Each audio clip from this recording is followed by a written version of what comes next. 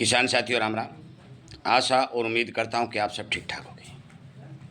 साथियों, हम चर्चा करने जा रहे हैं मूंगफली की फसल में अब मौके के ऊपर कौन सी स्प्रे हम करें कि हमारी पैदावार बढ़िया हो, अच्छी हो और आगे आने वाले समय में मूंगफली का गोटा भी बड़ा बने और भाव हमें अच्छा मिले, तेल की मात्रा भी अच्छी मिले।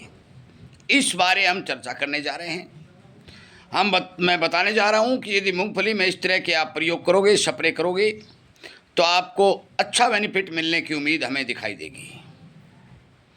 अनेक फसलों के ऊपर जो जानकारी मैं आप तक पहुंचा रहा हूं, यह अनुभव के आधार पर विशेषज्ञों की राय लेकर के अनेक बातें समझाने के तौर पर प्रूफ दे करके आपको ये बता रहा हूं।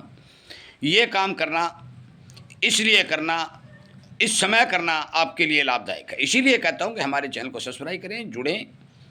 किसानी खेती के बारे में जो हमारे भाव आदि जितने भी वीडियो चल रहे हैं, हमारा शाम को 8 बजे से 9 बजे तक लाइव प्रोग्राम भी चलता है। किसानों को जागरूक करने का ये बहुत बड़ा अभियान हमारा लंबे समय से चल रहा है। जुड़ें, शेयर करें ताकि हर किसानों तक हमारी आवाज़ को पहुंचाया जा सके। साथियों, आप सभी को पता है कि मूंगफली एक जड़ वाली फसल है। जड़ कमज़ोर होगी, ऊपर से ग्रोथ ज़्यादा बढ़ जाएगी, आपका नुकसान होगा। ऊपर से ग्रोथ थोड़ी हो, जड़ मजबूत होगी, जड़ ज़्यादा होगी, तो आपको पैदावार ज़्यादा मिलेगी। अब मैं बता दूं कि नाइट्रोजन का यदि इस्तेमाल हम करेंगे तो ऊपर की ग्रोथ ज़्यादा बढ़ेगी। ऊपर की ज़्यादा ग्रोथ बढ़ेगी तो फिर जड़ कमज़ोर होगी। ये नोट करने वाली बात है। इसलिए इस समय नाइट्रोजन का प्रयोग मूंगफली में किसी भी तरह से उचित नहीं माना जाता। परंतु 3 पोषक तत्व जो और होते हैं, फास्फोरस, पोटास और सल्फर, ये तीनों ही पोषक तत्व, सल्फर आपकी मूंगफली के गोटे में तेल को बढ़ाने का काम करता है, पोटास आपके मूंगफली के गोटे को बड़ा बनाने का काम करता है और फास्फोरस आपके मूंगफली के जड़ को बढ़ाने का काम करता है। अब ये 3 पोषक तत्व मूंगफली में हम देने के लिए जो स्प्रे करने जा रहे हैं, ये हमें समझना पड़ेगा कि हम बाजार की स्प्रे खरीदें या अपने घर पर स्प्रे तैयार करें। और मैं वो घर पर ही बनाने का तरीका आपको बताने जा रहा हूं। ये नोट कर लें, समझ लें। साथियों, जो किसान हमारे साथ जुड़ा हुआ है, जो बनाना चाहता है, करना चाहता है, वो कर सकता है। अच्छा बेनिफिट, अच्छा फायदा आपको मिलेगा। आपको डीएपी लेना है 2 किलो प्रति एकड़ के हिसाब से या फिर 5 किलो प्रति हेक्टेयर के हिसाब से। स्प्रे करने के लिए कितना लेना है? 2 किलो प्रति हेक्टेयर और 5 किलो प्रति हेक्टेयर के हिसाब से।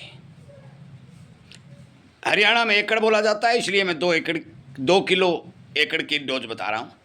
डीएपी के अंदर नाइट्रोजन तो होता है अमोनियम रूप में, परंतु वो कम होता है तो नुकसान ज़्यादा नहीं करेगा। इसलिए 2 किलो प्रति एकड़ या 5 किलो प्रति हेक्टेयर के हिसाब से डीएपी 10 लीटर पानी में डाल दीजिए।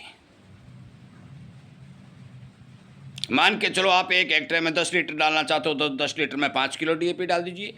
यदि आप एकड़ में 10 लीटर डालने चाहते हो तो एकड़ 2 किलो 10 लीटर में डाल दीजिए। समझने वाली बात है। उसी पानी में आप छोटी सी गुड़ की डली और 1 कप ताज़ा छाछ, लस्सी जो आपके घर में है, वो डाल दीजिए और उसको 2, 4, 5 घंटे तक या 10 घंटे तक, 20 घंटे तक छाया के अंदर रख दीजिए। रात रात रख देते हो तो और बढ़िया बात है। डीएपी के अंदर 35% फास्फोरस पानी में घुलनशील रूप में होती है, बाकी 11% फास्फोरस ज़मीन में बैक्टीरिया द्वारा घोली जाती है। वो जो 11% होती है उसकी फॉर्म बैक्टीरिया जो छाछ में होंगे वो गुड़ में मल्टीप्लाई होंगे, रात रात में उसको तोड़ देंगे और आपका संपूर्ण फास्फोरस जब स्प्रे करोगे तो आपके पौधों को मिलेगा। अब 10 लीटर तो एकड़ का मान लो, हेक्टेयर का जितना आपने डोज डाला है वो डीएपी हो गया, पानी हो गया। उसके बाद में पोटास, आपको liquid potash K2O formula, K2O लिखा हुआ आएगा, लिक्विड पोटास बाजार में मिल जाएगी और उस बाजार वाली पोटास को आप ले सकते हैं।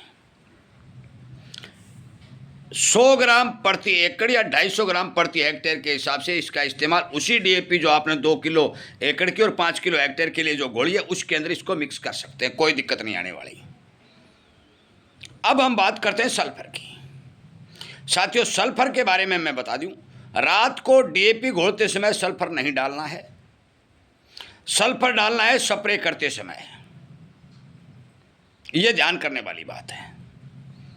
पाउडर फॉर्म वाली जो 80% WG के रूप में फंगीसाइड, कंटैक्ट फंगीसाइड जो लिखा आता है वो सल्फर लीजिए, 250 ग्राम प्रति एकड़ और 500-600 ग्राम प्रति हेक्टेयर की डोज लीजिए। और जब आप स्प्रे करने के लिए खेत से घर से ले जाते हो वहीं पर उसको घोल लीजिए, पानी में घोल लीजिए और इस घोल के अंदर मिला लीजिए, क्योंकि सल्फर की ज़्यादा मात्रा यदि आप डीएपी के साथ घोल के छोड़ दोगे तो जो गुड़ में और आपके छाछ में जो बैक्टीरिया डेवलपमेंट हो रहे हैं, आपके डीएपी की फॉर्म तोड़ रहे हैं, वो मर जाएंगे। इसलिए स्प्रे करते समय इसका घोल जो प्रयोग जो है वो करना है। कितना करना है?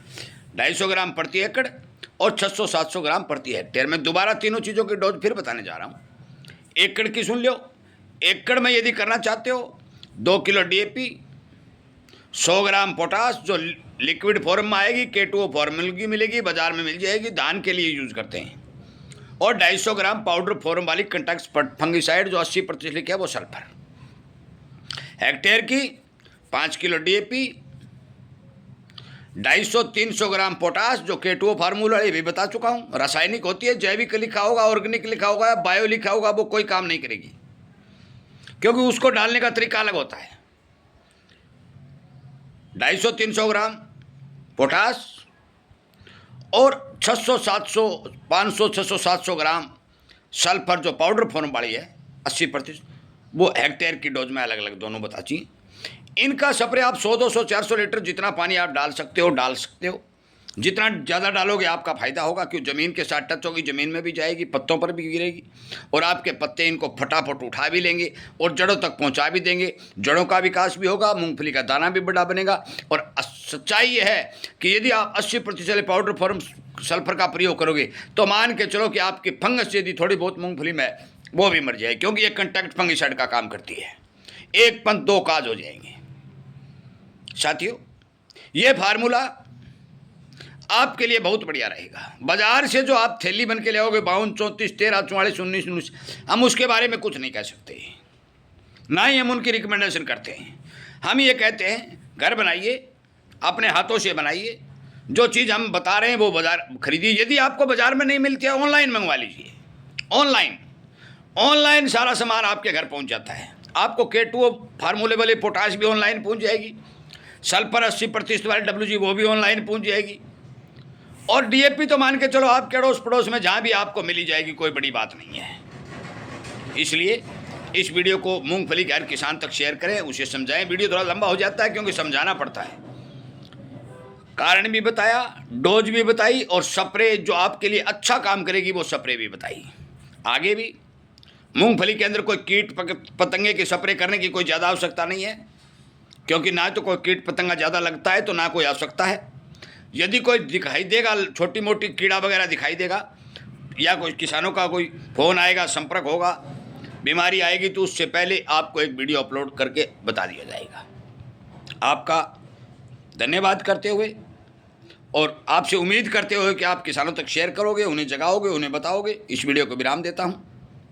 फिर कहता हूँ, जो किसान इस स्प्रे का प्रयोग करेगा आपको रिजल्ट अलग मिलेंगे। मूंगफली में पीलापन जो आया हुआ है उसके लिए आ रहा है, उसके लिए कल एक वीडियो अलग से अपलोड करके आपको जानकारी देने का काम किया जाएगा। आपका बहुत बहुत धन्यवाद।